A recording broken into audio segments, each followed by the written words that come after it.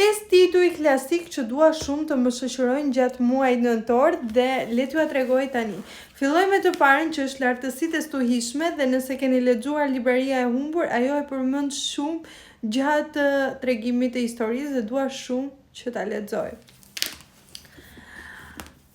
Ana Karenina, e kush nuk e do një klasik të tipit të tillë, gjatë dimrit, në kora ku bie shi, ku vjeshta duket edhe më shumë në sfond dhe pse jo, unë mos ta kem në TBR.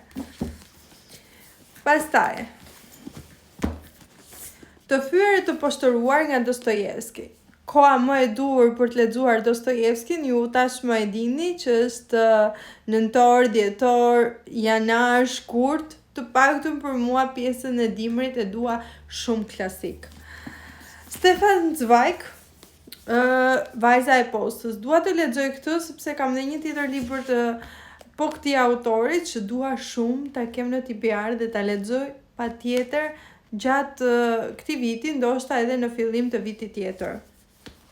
Dhe e fundit që unë e kam quajtur klasik, por është dhe pak utopik, distopik, është Rrëfenja e Shëbëtores. Ju a thash edhe kur po ju prezantoja autorët e muajit dhe po, dua shumë ta lexoj.